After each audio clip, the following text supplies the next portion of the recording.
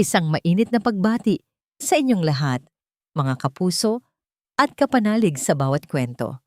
Narito na naman tayo sa ating paboritong sulok, handang muling maglakbay sa agos ng buhay at pag-ibig. Sabi nila, ang tahanan daw ang lugar kung saan tayo pinakaligtas. Pero paano kung ang mga pader na dapat ay kumakalinga sa'yo, ay siya palang nagtatago ng mga lihim na kayang wasakin ang lahat? Halina't pakinggan natin ang kwento ni Amihan sa Ang Tahanang Silangan. Mahigpit ang yakap ni Amihan sa asawang si Lino na para bang sa bawat segundo ay unti-unti itong ninanakaw mula sa kanya ng malamig na hangin sa loob ng airport. Hinaluan niya ng kaunting biro ang kanyang boses para itago ang pangingilid ng luha sa kanyang mga mata. Siguraduhin mo lang na babalik ka, ha? Baka makahanap ka ng iba doon, mas maputi at mas matangos ang ilong. Isang malambing na tawa ang kumawala kay Lino. Hinawi nito ang ilang hibla ng buhok na tumatakip sa mukha ni Amihan. Ikaw lang, mahal. Walang iba. Walang... Idinikit nito ang kanyang noo sa noo ng asawa. 6 na buwan lang ito. Mabilis lang yan. Tumawag ka araw-araw, ha? At pakialagaan mo si Mama. Iyon ang huling habilin nito bago siya tuluyang pumasok sa departure gate, dala ang kanilang mga pangarap. Naiwan si Amihan na nakatanaw, dala ang isang pusong nangungulila na at isang pangakong aalagaan ang biyenan niyang si Aling Diwa. Ang mga unang araw sa probinsya ng Taladiwa ay payapa. Ang tahanang silangan, ang kanilang bahay na kahoy ay tila mas lumawak at mas tumahimik sa pag-alis ni Lino. Sinikap ni Amihan na panatilihing normal ang lahat. Nagluluto siya ng paboritong sinigang ni Aling Diwa. Matiyaga itong kinakausap tungkol sa mga halaman nito. At sinasamahan itong manood ng mga lumang pelikula sa gabi. Sana ayos lang si Lino doon, sabi ni Aling Diwa isang gabi habang naghahapunan sila.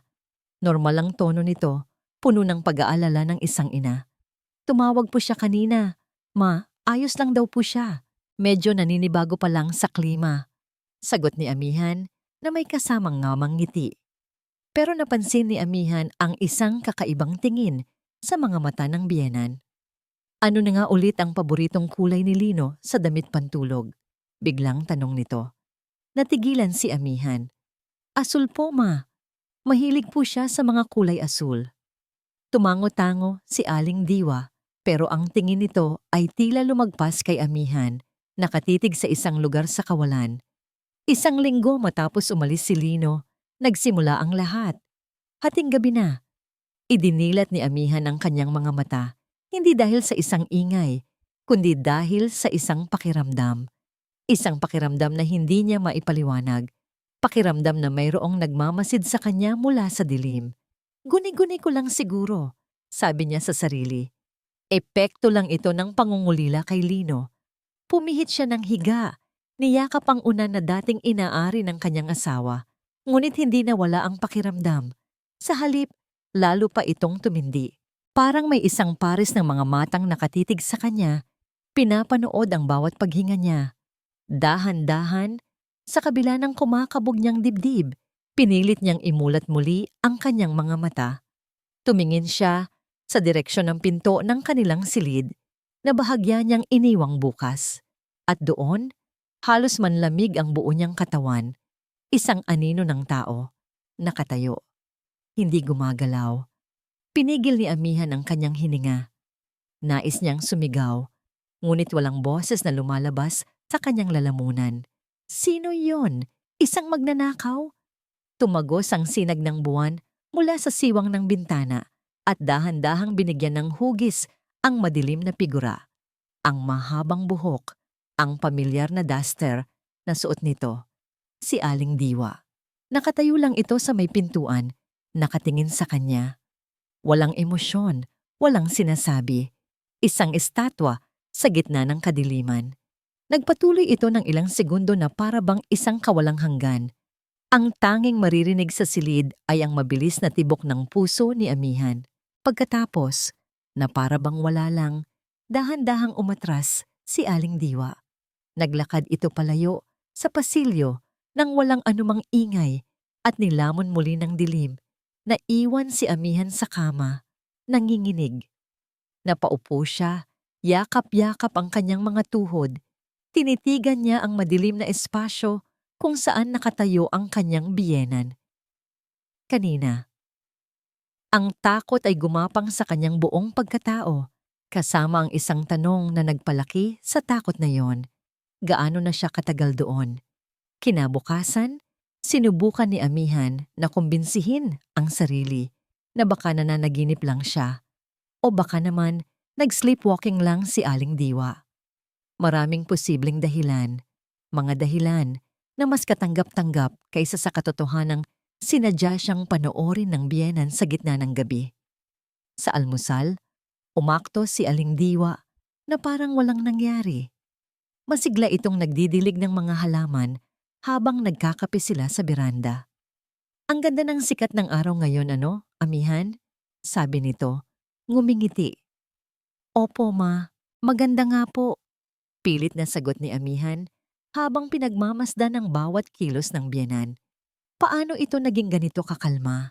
Posible kayang hindi nito naaalala ang ginawa nito kagabi? Sinubukan niyang magbakasakali. Ma, ayos lang po ba ang tulog niyo kagabi? Baka po may kailangan kayo. Huminto sa pagdidilig si Aling Diwa at lumingon sa kanya. Ang ngiti nito ay bahagyang nawala. Bakit mo naman natanong? Biglang nanuyo ang lalamunan ni amihan. Hindi niya alam kung paano sasabihin. Wala naman po. Naisip ko lang po, baka naninibago pa rin kayo na wala si Lino. Isang buntong hininga ang pinakawalan ni Aling Diwa. Ang totoo, anak, hindi talaga maganda ang tulog ko nitong mga nakaraang gabi. Bumalik ito sa pagkakaupo at ngayon, ang kaninang sigla sa mga mata nito ay napalitan ng lungkot. Lagi akong binabangungot, pagpapatuloy nito. Isang madilim na anino, paulit-ulit. Hinihila ako pababa sa isang lugar na napakalamig. Naramdaman ni amihan ang awa na agad pumalit sa kanyang pagdududa. Nakita niya ang panginginig sa mga kamay ng matanda. Ganoon po ba? Gusto niyo po bang samahan ko kayong magpatingin sa doktor? Umiling si Aling Diwa. Hindi na kailangan. Siguro dala lang ito ng pag-iisa.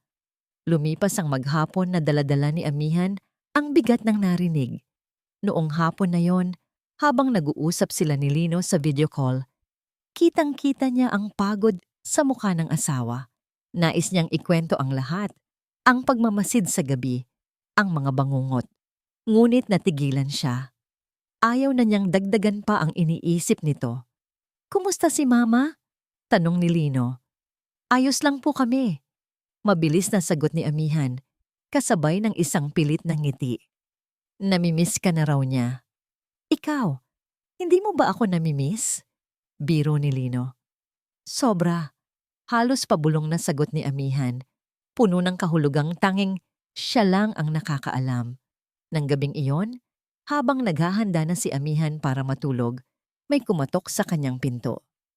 Si Aling Diwa. Nakatayo ito roon, yakap-yakap ang isang unan at ang mga matay namumugto. Amihan, anak. Nagsimula ito. Basag ang boses. Alam kong malaking pabor ito at nakakahiya. Pero kinabahan si amihan. Ano po iyon, ma? Huminga ng malalim si Aling Diwa na para bang nag-iipon ng lakas ng loob. Hindi ko na kaya, anak.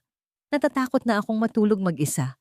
Pwede bang dito muna ako sa kwarto niyo matulog? Kahit sa sahig lang ako. Kahit ilang gabi lang hanggang sa masanay ulit ako. Napatulala si amihan. Ang bawat parte ng kanyang pagkatao ay gustong sumigaw ng hindi. Ang silid na yon ay ang kanilang santuwaryo ni Lino. Iyon ang kanilang pribadong espasyo. Pero paano niya tatanggihan ang isang matandang babae na nakikiusap sa kanya, nanginginig at umiiyak sa kanyang harapan? Anong klaseng manugang siya kung gagawin niya iyon? Wala siyang nagawa kundi ang tumango ng dahan-dahan. Sige po, ma. Walang problema. Isang ngiti ng ginhawa ang sumilay sa mukha ni Aling Diwa. Salamat anak.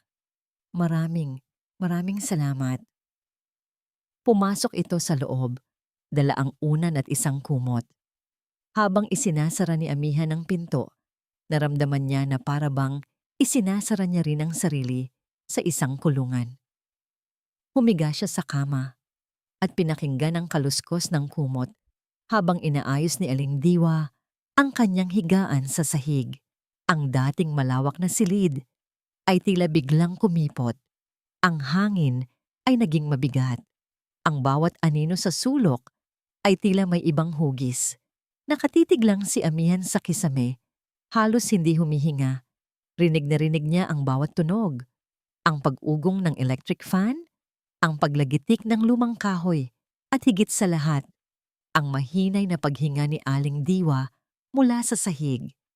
Hindi ito ang katahimikan na nakasanayan niya kapag katabi niya si Lino. Ito ay isang katahimikang may laman, isang katahimikang nagbabantay. Ito ba ang tama? Tanong niya sa sarili. Siguro ay ganito naman talaga ang isang mabuting manugang. Siguro ay sobra lang akong mag-isip. Pilit niyang pinapakalma ang sarili. Ngunit ang kanyang puso ay patuloy sa mabilis na pagtibok. Ilang sandali pa, isang malalim na buntong hininga ang narinig niya mula sa ibaba. Hindi buntong hininga ng isang natutulog, kundi ng isang taong gising. Gising at nag-iisip. Ano kaya ang iniisip niya? Lumipas ang isang oras, pagkatapos ay isa pa. Pinilit ni Amihan na ipikit ang kanyang mga mata, ngunit ang kanyang diwa ay nanatiling gising na gising. Pakiramdam niya, anumang oras, kapag siya'y pumikit ay mayroong mangyayari. At sa gabing iyon, sa loob ng sarili niyang kwarto, hindi natulog si Amihan. Nanatili siya niyang nakahiga, isang bihag sa ilalim ng sarili niyang bubong, habang binabantayan ang bawat paghinga ng babaeng natutulog sa paanan ng kanyang kama. Lumipas ang unang gabi na walang nangyari. Tanging ang pagod at puyat lamang ang naging kalaban ni Amihan.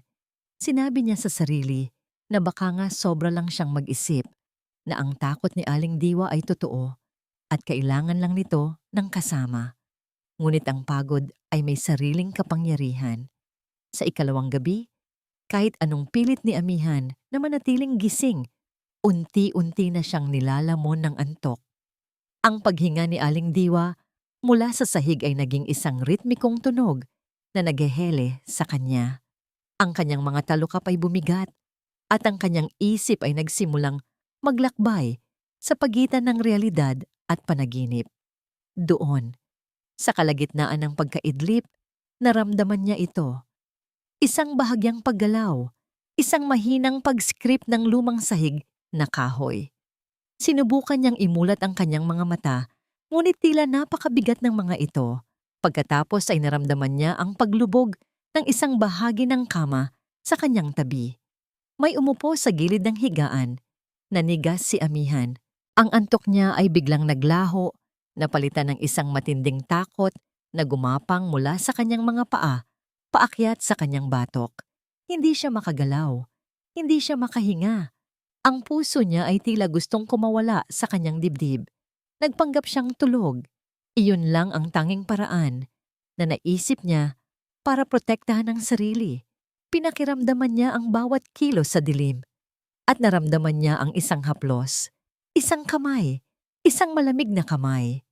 Dahan-dahan nitong hinaplos ang kanyang buhok mula sa noo, pababa sa kanyang sentido, hanggang sa likod ng kanyang tainga. Ang haplos ay hindi marahas. Sa katunayan, ito'y malambing. Ngunit sa lambing na yon ay mayroong isang bagay na nakakakilabot, isang pag-aari na hindi para sa kanya. Pinigil ni Amihan ang kanyang paghinga, naghihintay, nagdarasal na matapos na ito. Ang amoy ng lavender at langis mula sa kamay ni Aling Diwa ay tila dumidikit sa kanyang balat. Isang amoy na habang buhay niyang iiuugnay sa takot. At sa gitna ng nakabibinging katahimikan, narinig niya ang isang bulong, isang boses na puno ng pananabik na may halong pighati. Kastila. Mahal ko. Ang pangalan ay tumarak sa isip ni Amihan na parang isang patalim. Kastila. Sino si Kastila? Bakit siya hinahanap sa kanya? Bakit siya tinatawag sa pangalan ng ibang tao? Pagkatapos ng bulong na yon, naramdaman ni Amihan ang pag-alis ng kamay. Ang bigat sa gilid ng kama ay nawala. Narinig niya ang muling pag-script ng sahig at ang mahinang kaluskos ng kumot. Bumalik si Aling Diwa sa kanyang higaan na para bang walang nangyari. Ilang minuto pang naghintay si Amihan, hindi gumagalaw, hanggang sa marinig niya ang mahinay at pantay na paghinga ng kanyang biyenan. Nang sigurado na siyang tulog na ito, dahan-dahan siyang bumangon mula sa pagkakahiga. Walang ingay, bawat galaw ay maingat. Nang makatayo na siya, hindi siya nag-atubili. Mabilis ngunit walang tunog siyang tumakbo palabas ng silid at dumiretso sa banyo. Isinara niya ang pinto, nilak ito at sumandal dito habang hinahabol ang kanyang hininga. Napasuka siya sa lababo, hindi dahil sa anumang nakain niya, kundi dahil sa matinding takot at pandidiri. Binuksan niya ang gripo at paulit-ulit na naghilamos ng mukha na para bang sinusubukan niyang hugasan ang alaala ng haplos na yon. Tumingin siya sa salamin. Ang nakita niya ay isang babaeng may maputlang mukha, dilat ang mga mata sa takot, at nanginginig ang mga labi. Ang imahe na nakita niya ay hindi na ang Amihan na masayang naghatid sa kanyang asawa sa airport. Ito ay isang taong nakasaksi sa isang bagay na madilim at hindi maintindihan. Hindi ito bangungot at hindi na siya maaaring manahimik lang. Kailangan niyang malaman kung sino si Kastila. Hindi na naghintay ng umaga si Amihan. Dala ang nanginginig na katawan at isang isip na gulong-gulo. Kinuha niya ang kanyang telepono at tinawagan si Lino. Ating gabi man sa Pilipinas, alam niyang hapon pa lang sa lugar kung nasaan ang asawa. Kailangan niyang marinig ang boses nito. Kailangan niyang may maniwala sa kanya. Nang sagutin ni Lino ang tawag, halos humagulgol si Amihan sa sobrang ginhawa. "Lino," sabi niya, hindi na napigilan ang panginginig ng kanyang boses. "Mahal? Bakit gising ka pa? May problema ba?" Halata ang pag-aalala sa tono ni Lino. Sinubukan ni Amihan na ikwento ang lahat sa pinakalmadong paraan na kaya niya. Ngunit ang mga salita ay lumabas na tila isang agos ng takot. "Si Mama, Lino. Pumasok siya sa kwarto. Hinawakan niya ako. May binulong siyang pangalan. Kastila." Sa kabilang linya, may ilang segundong katahimikan. "Mahal, huminahon ka," sabi ni Lino sa wakas. Ang boses ay malumanay, na para bang kinakausap ang isang bata. "Baka nananaginip ka lang." "Hindi, Lino. Hindi ako nananaginip. Gising ako. Naramdaman ko ang kamay niya." Giit ni Amihan. Ang desperasyon ay gumagapang sa kanyang lalamunan. "Amihan, pakinggan mo ako," sabi ni Lino. May bahid na ng pagod sa kanyang boses. "Pagod ka lang siguro. Miss mo lang ako. Si Mama yan, Amihan. Mahal ka niyan. Hindi niya magagawa yan. Baka nag-aalala lang siya sa'yo. Tinignan kung ayos ka lang." Pero tinawag niya akong Kastila. "Sino si Kastila?" "Hindi ko alam. Kaya nga ako natatakot." Isang malalim na buntong hininga ang narinig ni Amihan mula sa kabilang linya. "Mahal, pakinggan mo. Stress ka lang. Subukan mong magpahinga. Huwag mo nang isipin yan. Magiging okay din ang lahat." Pagkatapos ng tawag, pakiramdam ni Amihan ay mas nag-iisa siya kaysa dati. Ang taong inaasahan niyang kakampi ay inakala pang nababaliw na siya. Napatingin siya sa madilim na pasilyo sa labas ng banyo. Ang bahay na dati simbolo ng pangarap nila ni Lino ay unti-unti nang nagiging isang bangungot. Kinabukasan, sa almusal, muli siyang sinalubong ng isang perpektong biyenan. Nakangiti si Aling Diwa, naghahain ng mainit na pandesal. "Kumusta ang tulog mo, anak?" tanong nito. Ang mga mata'y puno ng pag-aalala. Tumingin si Amihan sa mga matang yon. Hinahanap ang anumang bakas ng kadiliman ng nakaraang gabi. Ngunit wala siyang nakita. Tanging kabaitan. Ang kabaitang yon, ang mas lalong nagpatakot sa kanya. Nababaliw na ba talaga ako? Ngunit ang alaala ng malamig na haplos at ang pangalang Kastila ay napakatotoo. Alam niyang hindi yun guni-guni. Kung walang naniniwala sa kanya, kailangan niyang humanap ng pruweba. Isang pruwebang hindi maitatanggi ni numan. Nang gabing iyon, may bago ng determinasyon si Amihan. Pagkatapos magpaalam na matutulog na, pumasok siya sa silid. Kinuha niya ang kanyang cellphone, binuksan ang voice recorder app at maingat na inilagay sa ibabaw ng bedside table sa likod ng isang libro. Ang lente ng kamera ay bahagyang nakaturo sa direksyon ng sahig kung saan natutulog si Aling Diwa. Humiga siya at tulad ng isang magaling na aktres, ipinikit niya ang kanyang mga mata at pinakalma ang kanyang paghinga. Ngunit sa ilalim ng pagkukunwaring iyon, ang bawat himaymay ng kanyang kalamnan ay aleto. Naghihintay. Lumipas ang mga oras. 1 oras. 2. 3. Walang nangyari. Walang pag-script ng sahig. Walang aninong umupo sa gilid ng kama. Walang haplos. Walang bulong. Tanging ang katahimikan at ang ritmikong paghinga ni Aling Diwa. Nang mag-umaga, si Amihan ay napuno ng pagkadismaya. Baka tama si Lino, naisip niya. Baka nga guni-guni ko lang ang lahat. Kinuha niya ang kanyang telepono at pinindot ang stop recording. Handa na sana niyang i-delete ang mahabang oras ng katahimikan nang may nag-udyok sa kanyang pakinggan muna ito.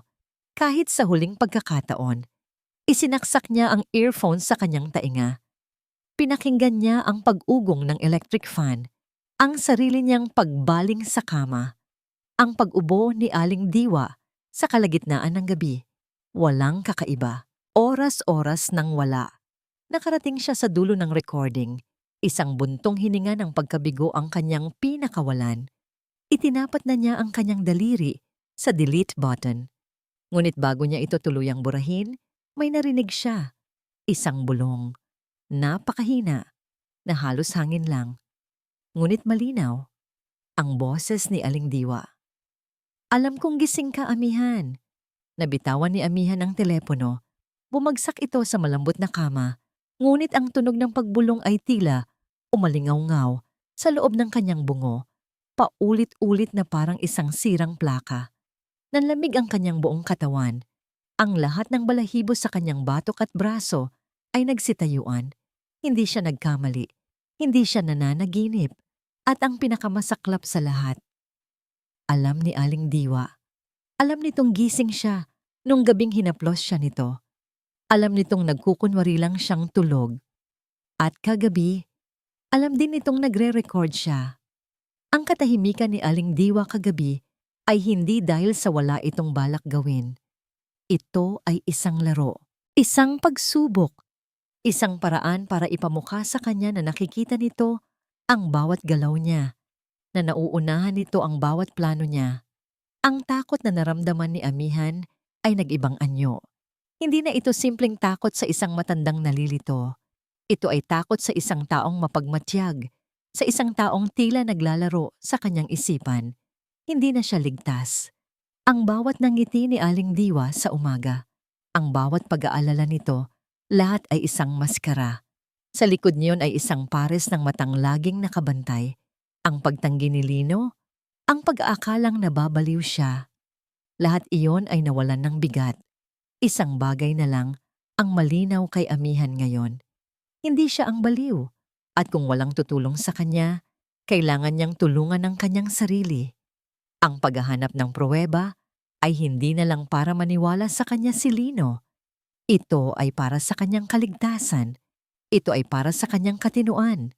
Ang pagkatuklas sa bulong ay isang kidlat na gumising sa bawat natutulog na ugat sa katawan ni Amihan. Nawala ang pag-aalinlangan, nawala ang pag-iisip na baka siya ay nababaliw. Ang natira ay isang malamig at matibay na determinasyon.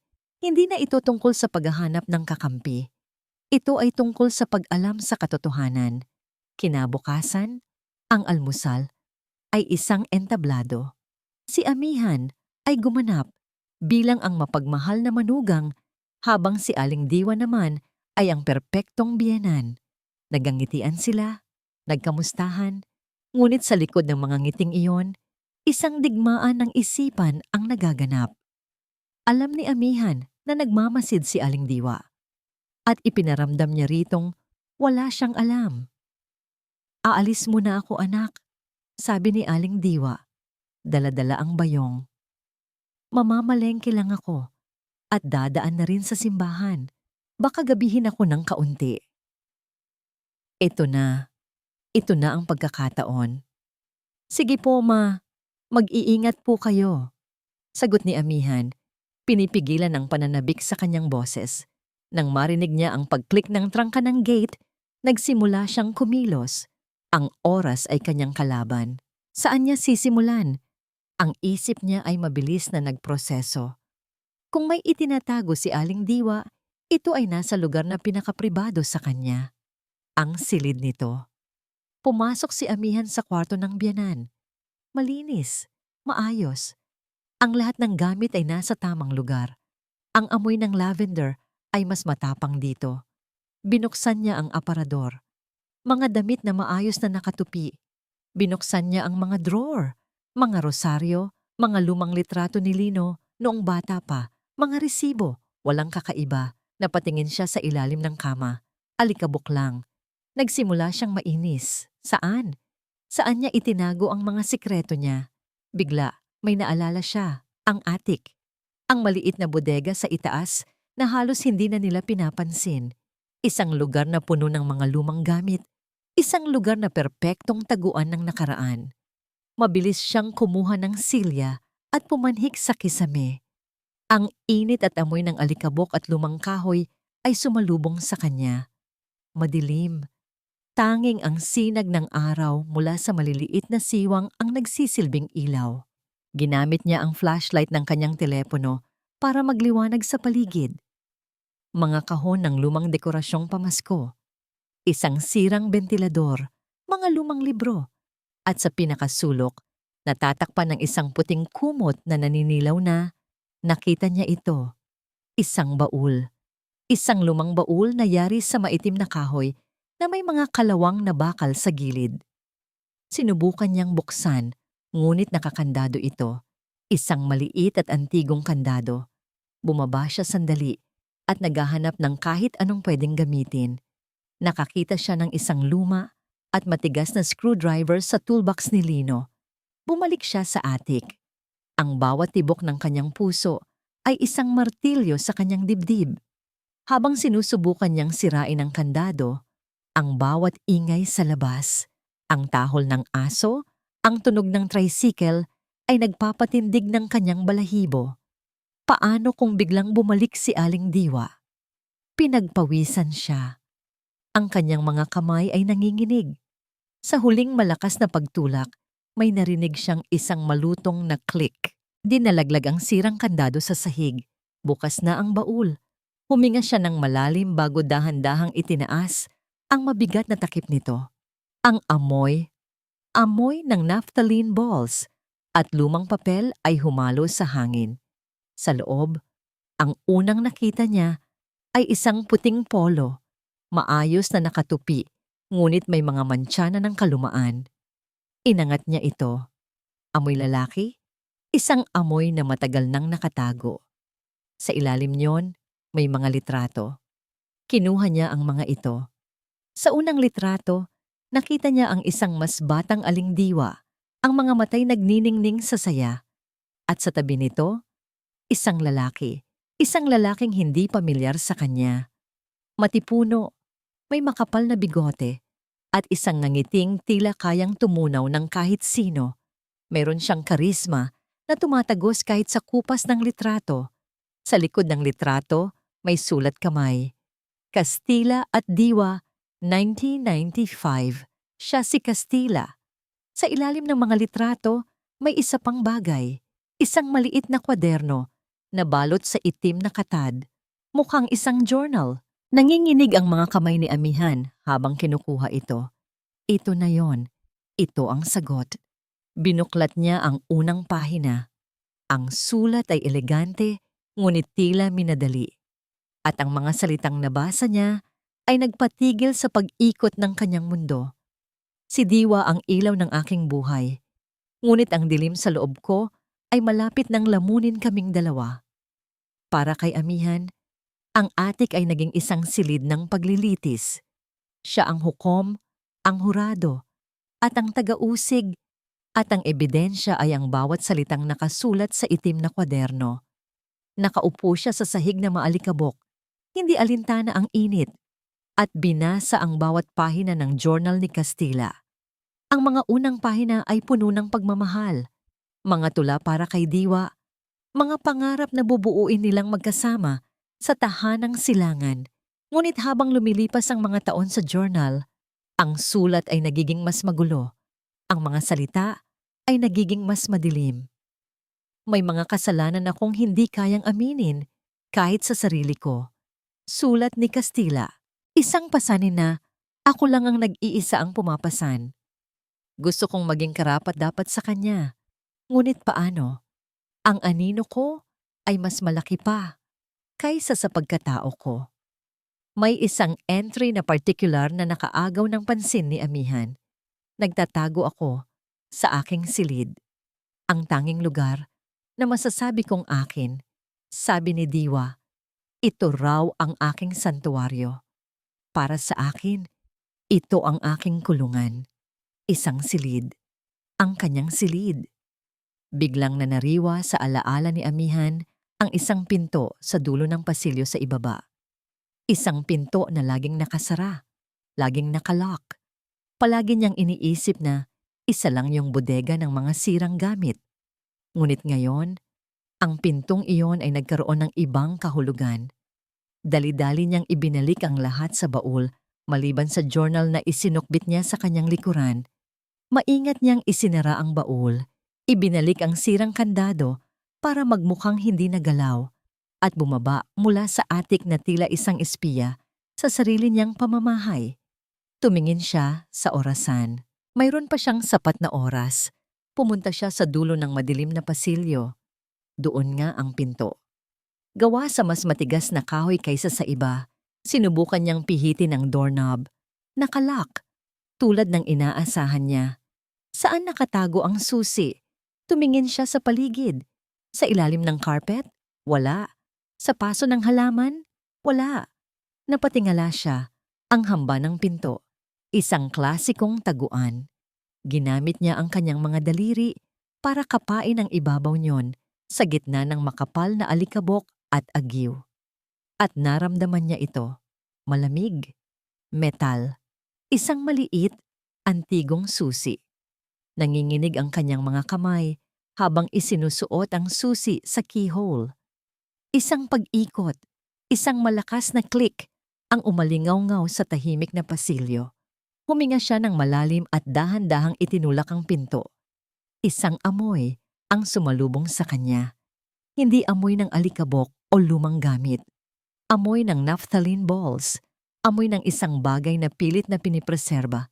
Pumasok siya sa loob at ang kanyang hininga ay tila ninakaw mula sa kanyang mga baga. Hindi ito bodega. Ito ay isang silid-tulugan. Isang silid-tulugan na tila iniwan lamang kahapon. Ang kama ay maayos na natatakpan ng puting kumot.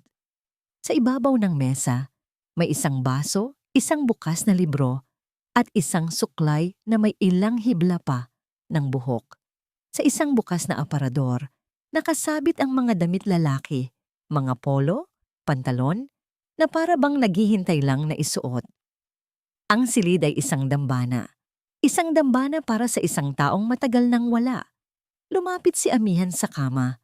Ang kanyang mga paa ay tila may sariling isip. Ang kanyang mga mata ay naakit sa isang bagay na nakapatong sa ibabaw ng unan. Isang naka-frame na litrato. Ang litrato ng kasal ni na Castilla at Diwa. Napaatras siya. Ang nakikita niya ay hindi lamang simpleng pagluluksa. Ito ay isang obsesyon, isang pagtanggi sa katotohanan na umaabot sa loob ng 30 taon. Si Aling Diwa ay hindi lang nagluluksa. Nabubuhay siya sa loob ng isang kasinungalingan kung saan si Castilla ay hindi kailanman umalis. At ngayon, naiintindihan na niya kung ang silid na ito ang mundo ni Castilla at siya ang nagiging bagong Kastila sa gabi. Bigla, sa gitna ng kanyang pagkagimbal, isang tunog ang pumunit sa katahimikan. Ang tunog ng pagbukas ng gate sa labas. Bumalik si Aling Diwa. Ang bilis ng tibok ng puso ni Amihan. Maaga siya. Nagpanik siya. Kailangan niyang lumabas. Kailangan niyang ilock ang pinto. Dali-dali siyang lumabas ng silid at hinila ang pinto para isara. Nanginginig niyang hinugot ang susi mula sa doorknob. Ngunit sa kanyang pagmamadali at nanginginig na mga kamay, ang maliit na susi ay dumulas. Nahulog ito.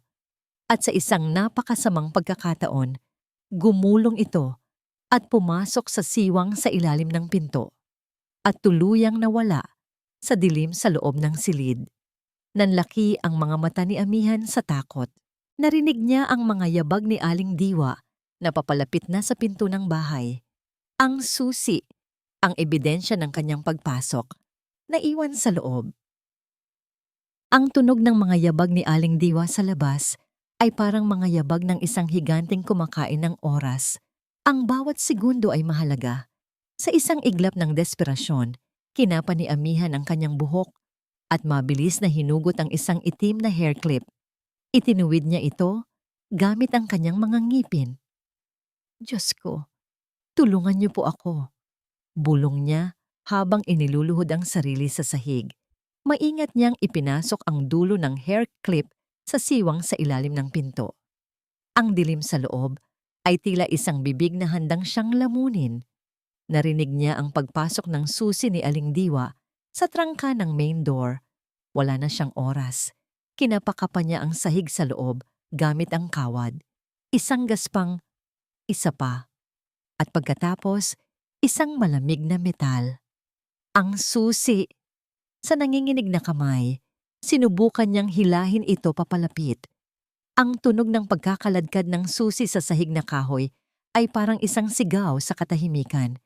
Narinig niya ang pagbukas ng pinto sa sala. Amihan, nandyan ka ba anak? Hindi siya sumagot. Sa huling desperadong paghila, lumabas ang susi mula sa siwang. Mabilis niya itong dinampot at isinilid sa kanyang bulsa, kasabay ng pagtayo. Tumakbo siya papalayo sa pasilyo at pumasok sa kusina, kung saan binuksan niya ang gripo na para bang kanina pa siya naguhugas ng kamay. Ma, kayo po pala.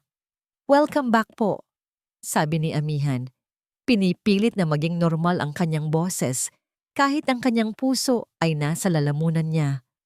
Pumasok si Aling Diwa sa kusina. Dala-dala ang bayong. Tinitigan siya nito. Isang matalim na tingin na tila sinusuri ang bawat sulok ng kanyang pagkatao. Akala ko kung nasaan ka na. Bakit parang namumutla ka? Nagluto lang po ako. Medyo napaso po yata ako sa mantika. Pagsisinungaling niya habang itinatago ang kamay na hindi naman talaga napaso. Isang matagal na katahimikan ang namagitan sa kanila. Hindi inalis ni Aling Diwa ang tingin nito sa kanya. Pakiramdam ni Amihan ay para siyang isang baso na unti-unting nagkakalamat sa ilalim ng titig na yon. Nang gabing iyon, sa hapagkainan, ang katahimikan ay halos pwedeng hiwain ng kutsilyo. Hindi nagsasalita si Aling Diwa. Dahan-dahan lang itong kumakain. Ang mga mata ay nakatuon sa kanyang plato. Ngunit naramdaman ni Amihan ang bigat ng mga salitang hindi nito binibitawan. Naramdaman niyang may nagbago. Alam nitong may nangyari. Sa gitna ng hapunan, biglang nagsalita si Aling Diwa. Hindi nakatingin sa kanya. May mga bagay sa bahay na ito, Amihan, na mas mabuting hayaan na lang na nakasara. Halos mabitawan ni Amihan ang kanyang kutsara. Diretso sa puso ang patamaan ng mga salitang yon. Hindi siya sumagot. Bago sila matulog, tumawag si Lino. Ang boses nito ay parang isang dalampasigang payapa sa gitna ng unos na nararamdaman ni Amihan. Mahal, may maganda akong balita. Masayang sabi ni Lino. Medyo napabilis ang proyekto dito. Uuwi na ako sa Sabado. Iisang alon ng ginhawa at takot ang sabay na bumuhos sa puso ni Amihan. Ginhawa dahil makakasama na niya ang asawa. Takot dahil hindi niya alam kung ano ang madadatnan nito. Paano niya ipapaliwanag ang lahat ng ito? Maniniwala na kaya ito sa kanya? Talaga mahal, ang saya ko, sabi niya. At sa pagkakataong yon, totoo ang sayang naramdaman niya. Mag-iingat ka ha, hihintayin ka namin. Pagkatapos ng tawag, pakiramdam niya ay may kaunti siyang pag-asa. Kailangan niya lang magtiis hanggang Sabado, ilang araw na lang. Ngunit ng gabing iyon, hindi siya dinalaw ng antok. Ang bawat anino ay tila mas mahaba. Ang bawat tunog ay tila mas malakas. Bandang 1:00 ng umaga, bumangon siya para uminom ng tubig. Habang naglalakad siya sa madilim na pasilyo, natigilan siya. Sa dulo, sa tapat ng nakasaradong pinto ng silid ni Kastila, nakatayo si Aling Diwa. Nakatalikod ito sa kanya. Dahan-dahan nitong hinahaplos ang pinto mula sa itaas pababa na para bang isang minamahal na muka. Pagkatapos, huminto ito. Dahan-dahan itong lumingon, hindi sa kanya, kundi sa madilim na sulok kung saan siya nakatago. Tila alam na alam nito na nandoon siya, nagmamasid. At sa isang boses na malamig pa sa hangin ng gabi, nagsalita ito. Huwag mong subukang buksan ang mga pintong nakasara na, Amihan. Baka hindi mo magustuhan ang makikita mo sa loob. Ang Sabado ay dumating na may dalang bigat sa hangin. Isang katahimikang mas nakakabingi kaysa sa sigawan. Mula ng gabing iyon sa pasilyo, si Amihan at Aling Diwa ay gumalaw sa loob ng bahay na parang dalawang multo, umiiwas sa isa't isa. Nag-uusap lamang kapag kinakailangan. Ngunit ang banta sa boses ni Aling Diwa ay nanatiling nakabitin sa pagitan nila. Nang tumunog ang busina ng taxi sa labas, ang puso ni Amihan ay tumalon. Isang halo ng pananabik at kaba. Ito na, magbabago na ang lahat. Sinalubong niya si Lino sa may gate. Sa sandaling nayakap niya ang pamilyar na init at amoy ng kanyang asawa, ang lahat ng takot na kinimkim niya sa loob ng ilang linggo ay bumuhos sa anyo ng mga luha. Humagulgol siya sa dibdib nito, hindi dahil sa saya, kundi dahil sa wakas. Pakiramdam niya ay ligtas na siya. Mahal, anong nangyayari sa'yo? Sobra mo naman akong na-miss. Natatawang sabi ni Lino, ngunit may bahid ng pag-aalala. Hinila siya ni Amihan papasok. Lino, kailangan nating mag-usap. May mga dapat kang malaman. Ngunit huli na siya. Mula sa pinto ng bahay lumabas si Aling Diwa. Ang kaninang malamig at mapagbantang babae ay naglaho. Ang kaharap nila ngayon ay isang ina na puno ng luha. Ang mga braso ay nakaunat. Ang muka ay puno ng pananabik. Lino, anak ko. Binitawan ni Lino si Amihan at mabilis na niyakap ang kanyang ina. Ang eksena ay perpekto. Isang mag-inang nagkawalay, isang larawan ng pagmamahal. Ngunit para kay Amihan, ito ay isang eksena mula sa isang palabas na siya ang kontrabida. Nang gabing iyon, pagkatapos ng hapunan, hinintay ni Amihan na makatulog si Aling Diwa bago niya sinimulan ang kanyang kwento. Inilatag niya ang lahat kay Lino. Ang pagmamasid sa gabi, ang pakiusap na matulog sa kanilang silid, ang haplos, ang pangalang Kastila. Ipinakita niya ang recording sa telepono. Ikinuwento niya ang tungkol sa baul, sa journal at sa lihim na silid. Habang nagsasalita siya, nakikita niya ang pagbabago sa mukha ni Lino. Mula sa pag-aalala, napalitan ito ng pagkalito at pagkatapos ay ng inis. Amihan, ano bang pinagsasabi mo? Sabi ni Lino. Ang boses ay pagod. Isang dambana? Isang journal? Hindi ba't parang eksena na ito sa pelikula? Totoo ang sinasabi ko, Lino. Pakinggan mo ang recording.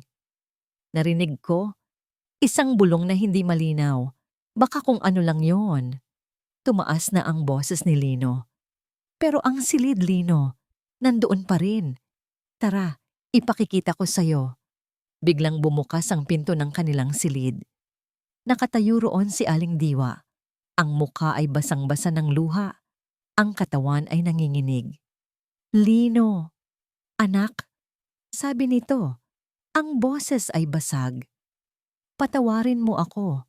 Hindi ko alam kung ano ang nagawa kong masama sa asawa mo."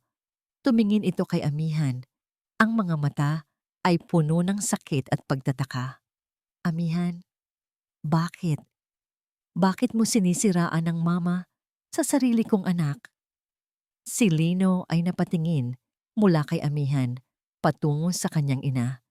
Nakita niya ang isang babaeng nasasaktan at isang babaeng tila nababaliw. "Hindi ma, nagsasabi lang ako kung totoo." Depensa ni Amihan. "Ang totoo?" Humagulgol si Aling Diwa. "Na sinasaktan kita, na pinagtatangkaan kita. Alam ng Diyos, Amihan, itinuring kitang parang tunay na anak." Ang mga salita ni Aling Diwa, kasama ng kanyang mga luha, ay mas malakas kaysa sa anumang ebidensya ni Amihan. Para kay Lino, ang lahat ay naging malinaw. Ang kanyang ina ay isang biktima. "Tama na, Amihan," sigaw ni Lino. Ang galit ay malinaw na sa kanyang mukha. "Sumusobra ka na. Pagod ako sa biyahe at ito ang isasalubong mo sa akin? Mga kwentong walang katotohanan laban sa sarili kong ina." "Pero Lino, wala nang pero-pero." Tumingin siya sa ina at niyakap ito. "Hayaan mo na ma, ako nang bahala dito." Inalalayan niya si Aling Diwa palabas ng silid. Naiwan si Amihan, nakatayo sa gitna ng kwarto, tila sinampal ng 10 beses. Bumalik si Lino pagkatapos ng ilang minuto. Ang mukha ay kasing tigas ng bato. "Hindi ko alam kung ano ang pumasok sa isip mo, Amihan," sabi niya sa malamig na tono. "Pero kailangan mong itigil to." "Lino, maniwala ka sa akin." Tinitigan siya ni Lino. Ang mga mata ay puno ng pagkadismaya. "Paano ako maniniwala sa'yo? Si mama yan. Buong buhay ko, inalagaan niya ako. At ikaw, ilang buwan pa lang tayong kasal, sisirain mo siya ng ganito?" Huminga siya ng malalim at ang mga sumunod na salita niya ay tumusok sa puso ni Amihan na parang libu-libong karayom. "Pasensya na, Amihan, pero nanay ko yan. Kung hindi mo kayang respetuhin siya sa sarili naming pamamahay, baka may problema na talaga itong pagsasama natin." Ang mga salita ni Lino ay hindi lang basta tumusok. Winasak ng mga ito ang pundasyon ng mundo ni Amihan. Ang lalaking pinangakuan niya ng habambuhay, ang taong inaasahan niyang magiging kakampi at tagapagtanggol, ay siya ngayong tumalikod sa kanya. Pinili ang isang kasinungalingang mas madaling paniwalaan kaysa sa isang katotohanang nakakatakot. Ang mga sumunod na araw ay isang malaking bangungot. Ang tahanang silangan ay naging isang malamig na bilangguan. Si Lino ay halos hindi siya kinakausap. Kung mag-usap man sila, ito'y maikli at formal, na para bang sila'y dalawang estranghero na napilitang magsama sa iisang bubong. Ang init ng kanyang mga yakap at ang tamis ng kanyang mga halik ay naging isang malayong alaala na lamang. Sa kabilang banda, si Aling Diwa ay tila isang santa. Bumalik siya sa pagiging maalaga at malambing, lalo na kapag nasa paligid si Lino. Nagluluto ito ng mga paboritong pagkain ng anak, kinakamusta ang trabaho nito, at pinupuno ng papuri si Amihan sa harap ni Lino, na lalong nagpamukha kay Amihan na isang sinungaling. Napakabait talaga nitong si Amihan, anak. Siguro ay pagod lang talaga siya nitong mga nakaraan, sabi ni Aling Diwa isang araw sa hapunan, habang hinahainan si Amihan ng kanin. Ngumiti lang si Amihan ng pilit, habang ang kutsara at tinidor sa kanyang kamay ay parang singbigat ng bakal. Nakikita niya ang paghanga sa mga mata ni Lino habang nakatingin ito sa ina, at ang pagkadismaya kapag napapatingin ito sa kanya. Pakiramdam ni Amihan ay nababaliw na talaga siya. Paulit-ulit niyang tinatanong ang sarili, "Totoo ba ang lahat ng naranasan ko? O baka nga gawa-gawa lang ng isip ko? Sinubukan niya ulit. Isang gabi, habang nag-iimpake si Lino ng gamit para sa pagbalik nito sa trabaho kinabukasan, inilabas niya ang journal ni Castilla. Lino, pakiusap, sabi niya sa mahinang boses. Basahin mo lang ito. Kahit ilang pahina lang. Ito ang pruweba. Tinitigan ni Lino ang itim na kwaderno. Pagkatapos ay tumingin sa kanya, ang mga matay walang emosyon. Itigil mo na yan, amihan. Tapos na tayo dyan. Hindi pa tayo tapos. Hanggat hindi mo nalalaman ang totoo. Ang totoo? Kinuha ni Lino ang journal mula sa kanyang kamay. Ang totoo ay sinisira mo ang pamilya natin dahil sa mga imahinasyon mo. Sa sobrang galit, akmang itatapon ni Lino ang journal sa basurahan, ngunit pinigilan siya ni amihan. Nag-agawan sila. Akin na yan, sigaw ni amihan. Para saan pa? Para mag-imbento ka pa ng mga bagong kwento? Sa huli, nabitawan ni amihan. Isinilid ni Lino ang journal sa ilalim ng kama, sa pinakasulok kung saan hindi ito madaling maabot. Hayaan mo yan dyan. Kalimutan mo na yan. Nang gabing iyon, umalis si Lino sa kanilang silid at piniling matulog sa sofa sa sala. Naiwan si amihan sa gitna ng malamig na kama, yakap-yakap ang kanyang mga tuhod. Ang bawat sulok ng silid ay tila nangungutya sa kanya. Ang hangin ay puno ng kanyang kabiguan. Wala na siyang kakampi. Wala nang naniniwala sa kanya. Ang asawa niya ay mas pinili ang ina nito. Ang biyanan niya ay nagtagumpay sa pagpapamukha sa kanyang siya ang masama. Nawala na ang lahat. Ang kanyang asawa, ang kanyang pamilya, at higit sa lahat, ang kanyang sariling katinuan. Sa gitna ng kanyang pag-iisa at kawalan ng pag-asa, gumapang siya sa sahig at sinubukang abutin ang journal sa ilalim ng kama. Nang makuha niya ito, binuklat niya ito sa mga huling pahina. Hinahanap ang kahit anong sagot, kahit anong liwanag sa kadilimang bumabalot sa kanya. Ang mga huling entry ni Castilla ay puno ng gulo at pagsisisi, mga salitang halos hindi na mabasa. Ngunit may isang pangungusap sa pinakahuling pahina na isinulat bago ang petsa ng kanyang kamatayan na tumatak sa isip ni amihan. Isang pangungusap na nagpabago sa lahat. Gagawin ko ito sa tulay mamayang gabi. Sabihin niyo kay Diwa na aksidente lang. Ito na ang huling regalong maibibigay ko sa kanya. Isang magandang kasinungalingan. Nanlaki ang mga mata ni amihan. Ang puso niya ay huminto sa pagtibok. Hindi aksidente ang pagkamatay ni Castilla. Ito ay isang pagpapakamatay. At ang buong pundasyon ng obsesyon ni Aling Diwa ay hindi lang pagluluksa. Ito ay nakatayo sa ibabaw ng isang kasinungalingan na tinagal ng 30 taon. Ang pagkatuklas sa katotohanan tungkol sa pagkamatay ni Castilla ay parang isang malakas na sampal na gumising sa natutulog na diwa ni amihan. Ang lahat ng piraso ng palaisipan ay biglang nagkabit-kabit.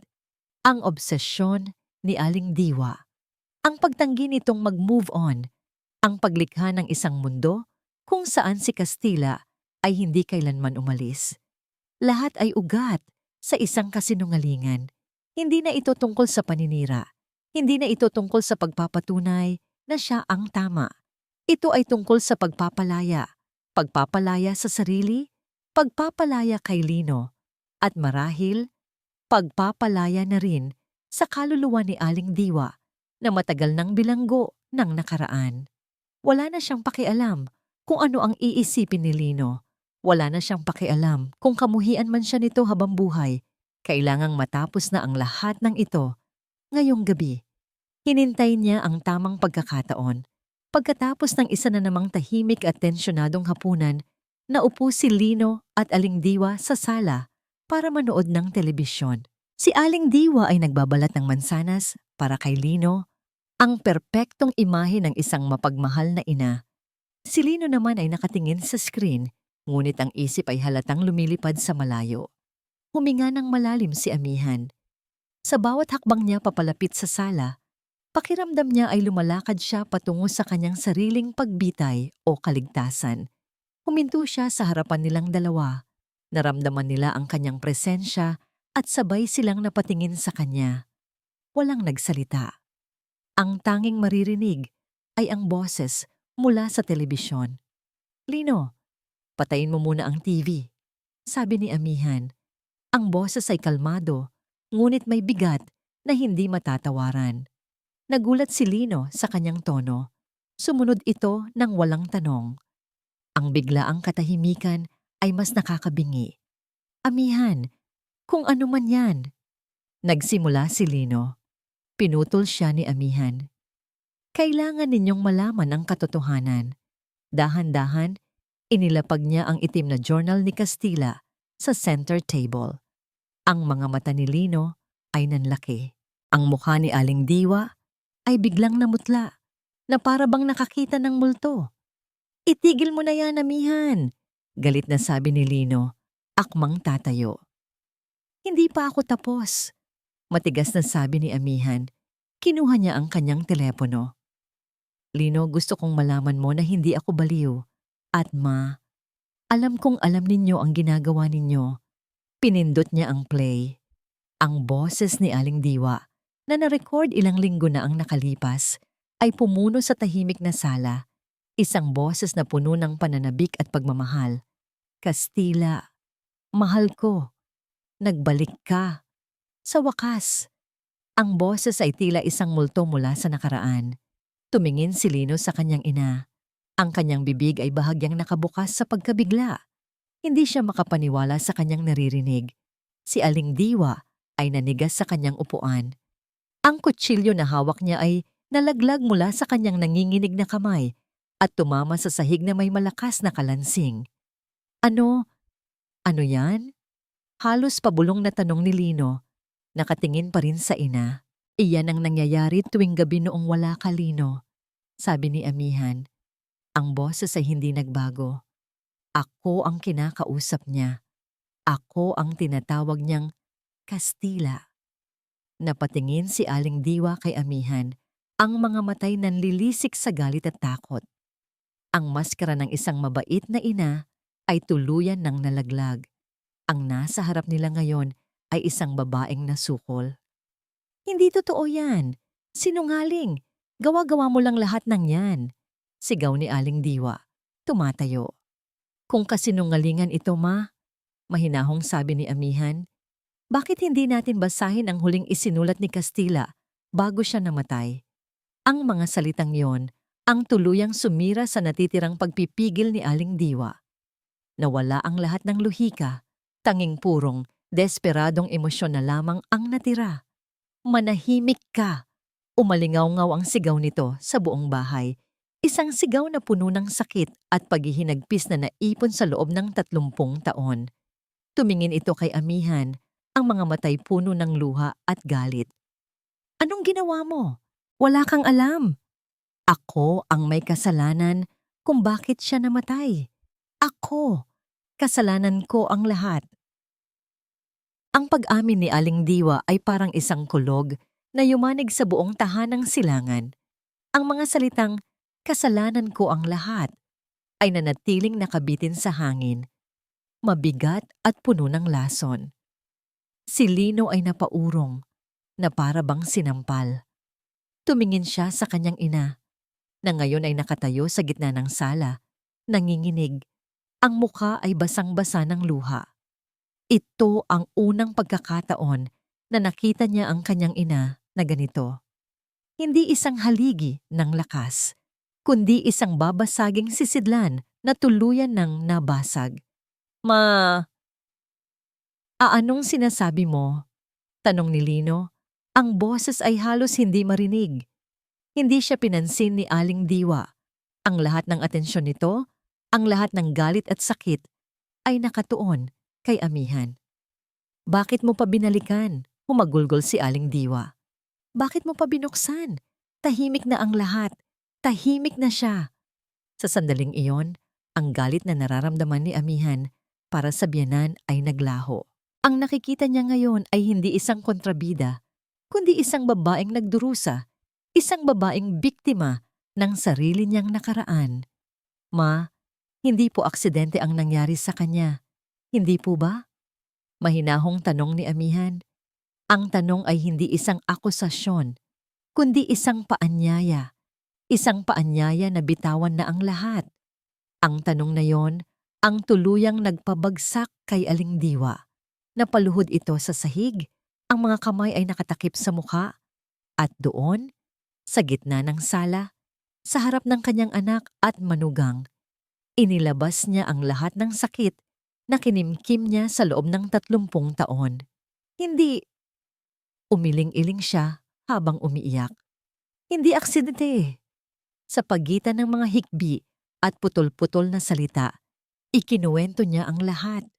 Ikinuwento niya ang tungkol sa malaking pagkakautang ni Kastila dahil sa pagsusugal. Ikinuwento niya ang tungkol sa ibang babae, isang pagkakamali na nagbunga ng malaking kahihiyan. Ikinuwento niya ang huling pag-aaway nila, kung saan sa sobrang galit ay nasabi niyang, sana'y mamatay na lang ito. Umalis siya ng gabing iyon, sabi ni Aling Diwa, ang boses ay garalgal. Hindi ko alam.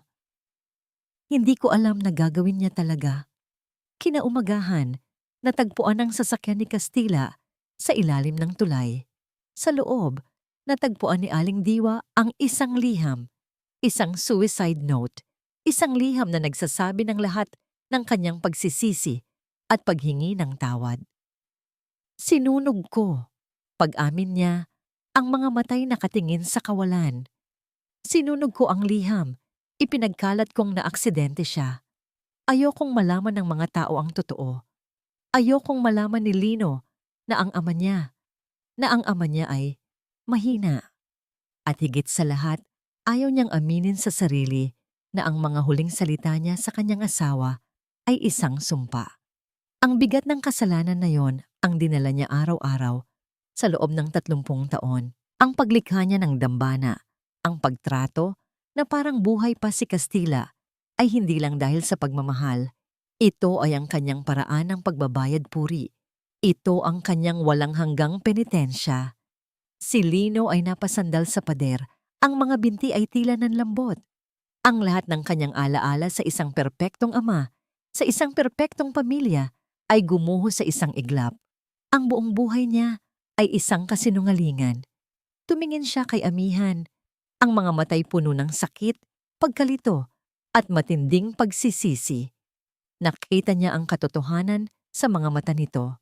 Ang katotohanang paulit-ulit niyang itinanggi. Si Aling Diwa, pagod na sa emosyonal at pisikal na pasanin, ay biglang nawalan ng malay. Ang kanyang katawan ay bumagsak sa sahig. Ma! Sigaw ni Lino, biglang natauhan. Nagpanik sila. Binuhat ni Lino ang ina at inihiga sa sofa. Habang tinatawagan ni amihan ang ambulansya, ang dating magulo at tensyonadong bahay ay napuno ng tunog ng sirena na paparating. Pagkatapos madala sa ospital si Aling Diwa at masigurong stable na ang kondisyon nito, naiwan si Lino at amihan sa tahimik na waiting area. Walang nagsasalita. Ang bigat ng katotohanan ay nakapatong sa kanilang mga balikat. Maya-maya, tumingin si Lino kay amihan. Ang kaninang tigas sa kanyang mukha ay wala na. Ang natira ay purong kalungkutan at hiya. Dahan-dahan, sa harap ng kanyang asawa, gumuho ang kanyang depensa. Lumuhod siya sa sahig. Hinawakan niya ang kamay ni amihan at sa unang pagkakataon, mula noong siya'y bata pa, umiyak siya ng walang pagpipigil. Patawarin mo ako, amihan. Patawarin mo ako. Paulit-ulit niyang sinasabi sa gitna ng kanyang mga hikbi. Hindi ako naniwala sa'yo. Iniwan kitang mag-isa. Patawarin mo ako. Mahal ko. Pakiusap. Hindi sumagot si amihan. Sa halip, lumuhod din siya sa harapan ni Lino at niyakap ito ng mahigpit. Sa yakap na yon, ang lahat ng sakit, galit at pagkabigo na naipon sa kanyang puso ay unti-unting natunaw at naging mga luha. Mga luhang hindi na para sa sarili, kundi para sa kanilang dalawa at para sa babaeng nakahiga ngayon sa isang silid sa ospital. Lumipas ang ilang buwan. Ang tahanang silangan ay dumaan sa isang tahimik na pagbabago. Ang hangin ay hindi na mabigat. Ang mga anino sa pasilyo ay hindi na tila nagbabanta. Si Aling Diwa, pagkatapos ng ilang linggong pananatili sa ospital, ay umuwi na. Ngunit hindi na siya ang dating Aling Diwa. Sa tulong ng therapy at gamot, dahan-dahan niyang tinatanggap ang katotohanan. May mga araw na siya'y tulala, nawawala sa malalim na pag-iisip. May mga araw naman na siya'y umiiyak, sa wakas ay pinapayagan ng sarili na magluksa ng tama para sa isang asawang matagal na niyang ikinulong sa isang kasinungalingan. Ang proseso ay mabagal at masakit, ngunit ito ay isang proseso ng paghilom. Ang silid ni Castilla ay nanatiling nakasara, hindi bilang isang dambana, kundi bilang isang alaala na kailangan ng isara. Isang araw, sabay nila itong pinaok. Si Aling Diwa, si Lino at si Amihan. Walang nagsalita. Maingat na tiniklop ni Lino ang mga damit, itinago ang mga gamit sa isang kahon at ibinaba ang litrato sa dingding. Hindi nila ito itinapon. Itinabi nila ito ng may respeto, hindi bilang isang multo, kundi bilang isang bahagi ng kanilang kasaysayan na kailangan ng ilagay sa tamang lugar. Ang pagsasama ni Lino at Amihan ay muling nabubuo sa pagkakataong ito sa isang pundasyong mas matibay, ang katotohanan. Natuto si Lino na makinig, hindi lang sa mga salita, kundi sa mga damdaming hindi kayang bigkasin. Natuto siyang magtiwala at humingi ng tawad. At si Amihan, natuklasan niya sa kanyang sarili ang isang lakas na hindi niya akalaing taglay niya. Ang lakas na maghanap ng katotohanan at higit sa lahat, ang lakas na magpatawad. Isang umaga, nadatnan ni Amihan si Aling Diwa na nakaupo sa beranda, nakatanaw sa pagsikat ng araw sa silangan. Ang dating blangkong mga mata nito ay mayroon ng kaunting kislap. Nagtimpla si Amihan ng 2 tasa ng mainit na tsaa at umupo sa tabi nito. Matagal silang hindi nagsalita. Kapwa pinapanood ang dahan-dahang pagliwanag ng kalangitan. Maganda ang umaga, basag ni Aling Diwa sa katahimikan. Ang boses ay mahina, ngunit malinaw. Opo ma, maganda po, sagot ni Amihan. Muling katahimikan. Maya-maya, dahan-dahang inabot ni Aling Diwa ang kamay ni Amihan. Ang kamay nito ay hindi na kasing lamig ng dati. Mayroon na itong bahagyang init. Salamat anak, sabi ni Aling Diwa, nakatingin pa rin sa abot-tanaw. Hindi na kailangan ng maraming salita. Sa simpleng salamat na yon, naramdaman ni Amihan ang lahat. Ang pagsisisi, ang pasasalamat, ang pagtanggap. Isang koneksyon sa pagitan ng 2 babae na pinag-isa ng sakit. At ngayon ay unti-unting pinaghihilom ng pag-unawa. Ngumiti si Amihan, isang tunay at payapang ngiti. Hinigpitan niya ang hawak sa kamay ng biyenan. Ang araw ay tuluyan ng sumikat. Ang mga sinag nito ay tumagos sa mga dahon, binibigyan ng bagong kulay at buhay ang tahanang silangan. Ang paghilom ay isang mahabang paglalakbay at alam nilang marami pang pagsubok na darating. Ngunit sa umagang iyon, sa ilalim ng bagong silang na araw, alam nilang handa na silang harapin ito ng magkakasama. At dito po nagtatapos ang ating kwento. Isang paalala na ang mga sugat ng nakaraan, gaano man kalalim, ay may kakayahang maghilom. Ang kailangan lamang ay isang matapang na puso na handang harapin ang katotohanan at isang bukas na isip na handang magpatawad at umunawa. Ang aral ng kwento natin ngayon ay ang pagpapatawad ay hindi para sa taong nagkasala sa'yo, kundi para sa sarili mong kapayapaan. Maraming salamat po sa inyong walang sawang pagsubaybay at pakikinig. Sana po ay may napulot kayong aral at inspirasyon sa kwento ni Amihan, Lino at Aling Diwa. Ano po ang masasabi ninyo sa ating kwento ngayong araw? At anong klaseng kwento naman ang gusto ninyong marinig sa susunod. I-comment nyo lang po sa ibaba. Ang inyong mga saloobin ay mahalaga sa amin. Hindi dito nagtatapos ang ating paglalakbay.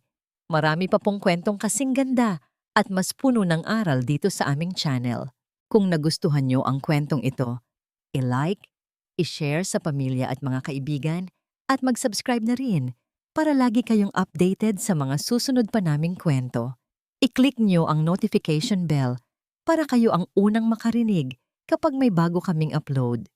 Pagpalain po kayo ng Panginoon, kayo at ang inyong buong pamilya. Hanggang sa muli.